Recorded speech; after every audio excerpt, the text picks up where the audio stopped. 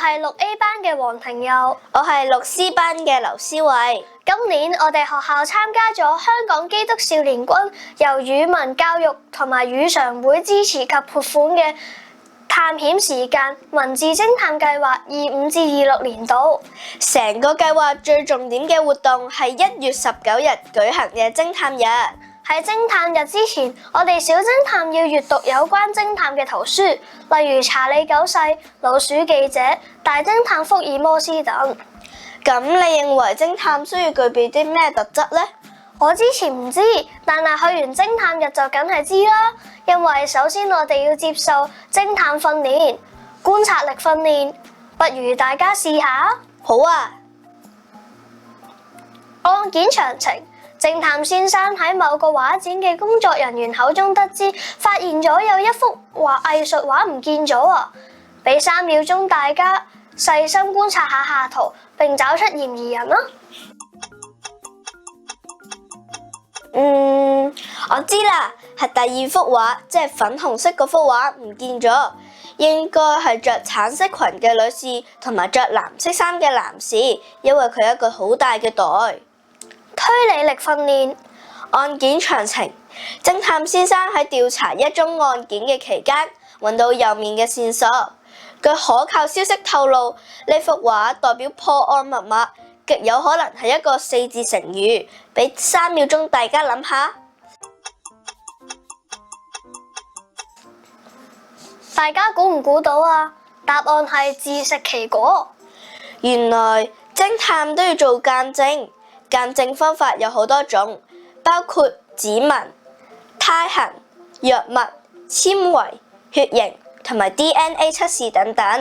案件詳情：偵探先生需要喺稍後嘅案件入邊作指紋對比。你嘅指紋屬於邊一種呢？我就係屬於窩紋。原來大部分人都屬於呢類㗎。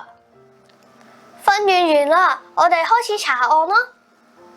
特別消息，收到可靠嘅情報，指出喺你身處800尺範圍內，懷疑藏有危險爆炸品。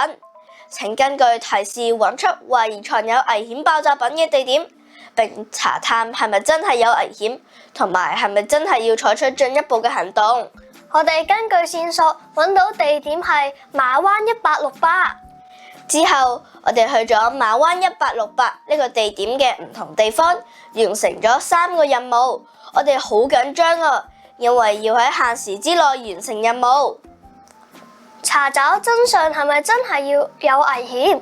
係咪真係要採取進一步嘅行動？真相揭曉，原來馬灣1868係新觀光景點，佢哋設計咗呢次嘅活動並加插咗喺查案嘅活動中。所以實際上地點並唔係藏有危險爆炸品，而係想讓大家有機會參觀馬灣1868保育後嘅面貌。哎呀，俾你哋發現咗我添，我就係手多多怪獸。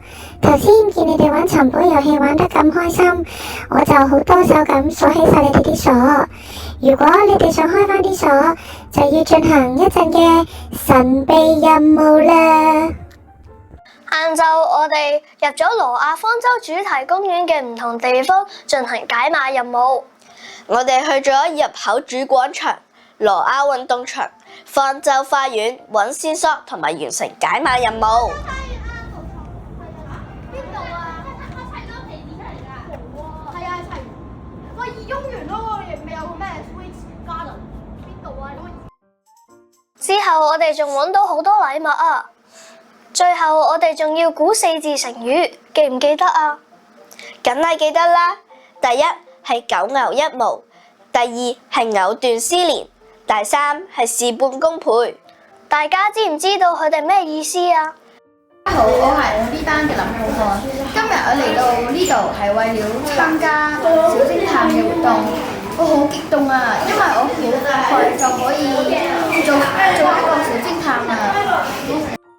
我叫何一凡啦，我今次嚟參加文字偵探計劃啦，我好興奮啦，因為我學習到點樣可以同人合作啦。